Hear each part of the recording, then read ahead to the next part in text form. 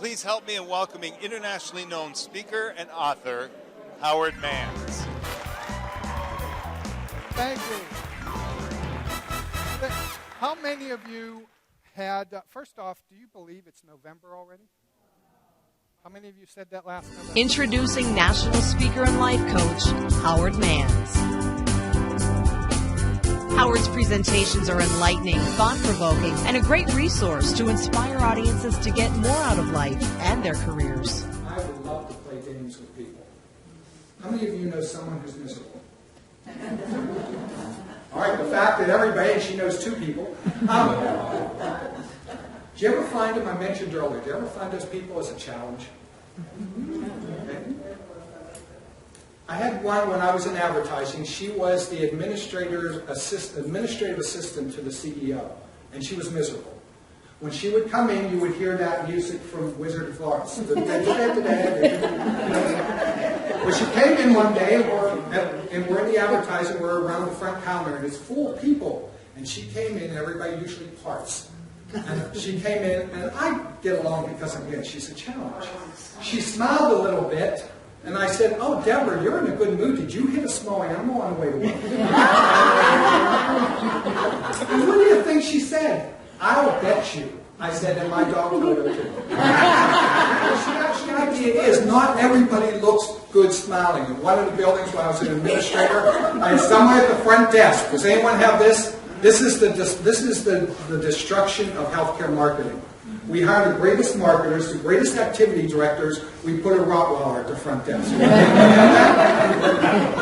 As soon as I go into a building, I try and tell them. I had a building one point that I walked by, and the woman at the front desk, sweetest on the phone, but if you looked at her, I said, we called her T, and I said, "T, could you smile?"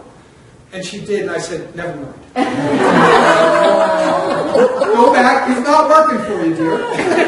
Just be sweet. So, she's a very nice person, and I think she's learning to smile. No one's died. Delivering his views on the new generation. I'll never forget, I was at the bus stop with I have 7 kids, by the way. Talk crazy? Okay, way out there. I still remember when I was in advertising, I used to take the bus down to Station Square. I go to the bottom of the street with my satchel, and I'd wait there. And my son, who at the time was about 14, and his friends were waiting for the school bus. And they said, one morning they were talking, said, "I can't wait till we graduate from school. We have to stop all this crazy stuff, and we can just go out and have fun." I said, "Guys," I said, "I don't want to rain on your parade, but you're going to graduate high school. Some of you will go to college. You're going to get a job. Boom, you're back here at the bus stop like me." They were all depressed. But the idea is, it's a whole new world, right? It's a new world. How many of you have children? Okay, no manual on that one either, right? Okay, that's changed a lot. I'm going to ask this question, and I know you're all it's going to like the other 2 questions. No one's going to say they do this, but there's a show out there called The Walking Dead. Okay? Nobody would watch that. Thank you. For at least 1 or 2.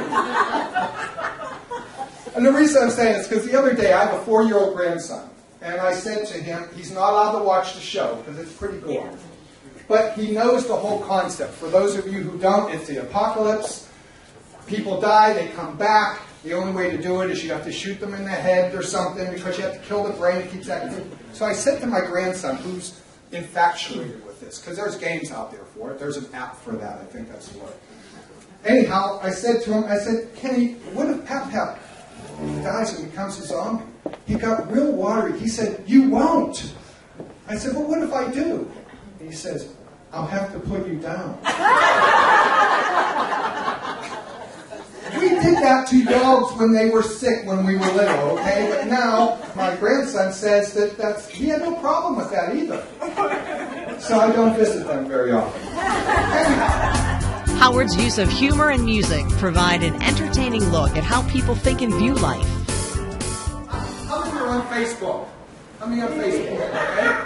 Everybody is usually asked that in a group of people, and I'll say, that's like asking, how many men are on Viagra? You've all heard this, right? Life begins at 40. Now, those of you, if you're not 40 in here, it'll start soon. Okay? But here's what it is. It begins at 40 because the first 20 years we are programmed, right? Don't do this. Don't touch that. And then the next 20 years we go to counseling to deal with the first 20 years, right? Then we get to 40, and what do we have? Baggage, right? And you don't know how long it's been on that turnstile at the airport. Going around. His What's the Point program focuses on delivering his message and stories quickly. How many of you have ever done this? Have you gone on Google, you have a pain in your stomach, maybe in your neck, something. How many have gone on Google to say, I got to find what's going on with me?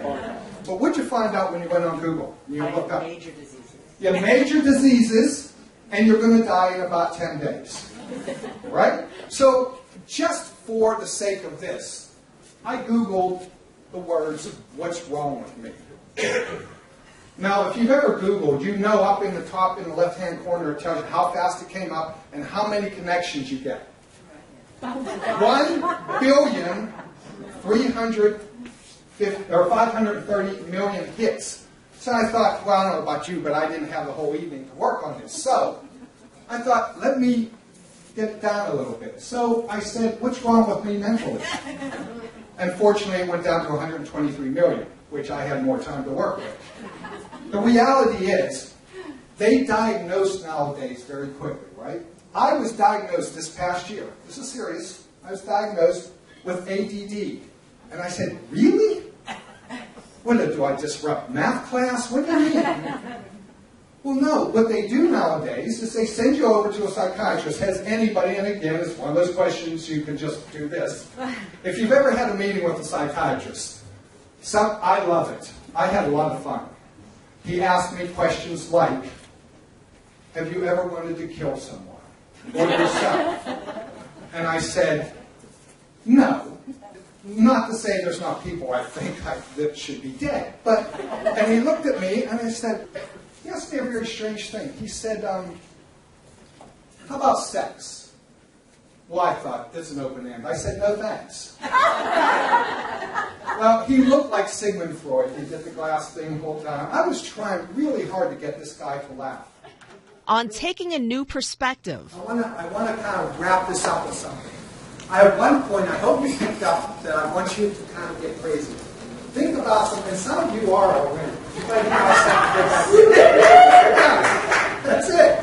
But I want you to think about it. Stop looking to see what other people are thinking of you. Best performers. What I'm saying about this is the best performers and the people who made a difference in this world were all a little bit abnormal. Right? So I'm going to ask you to start thinking about being abnormal. Some of you are looking at the person next to you, she's already there.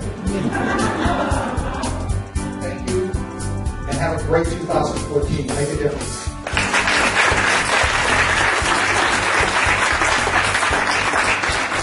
I love coming to Howard Mann's presentations. If you're even depressed that morning, when you leave off from Howard, you're going to be on a different level because he's a motivator, and that's what I like about him. And he makes you start thinking about things that you should be doing in your life that you're not doing. So he kind of like jumpstarts me again. So that's what I love about him. That he was an awesome speaker, very thought-provoking. It makes you, not want to live that mundane, everyday, day-to-day life and take some chances and not really, conform to everybody's thought of what you should be and kind of step out of that and step into what you think you should be doing. So it's a lot to think about for, just a Wednesday morning. I thought the presentation was very inspiring. I liked the humor part that Howard added to it.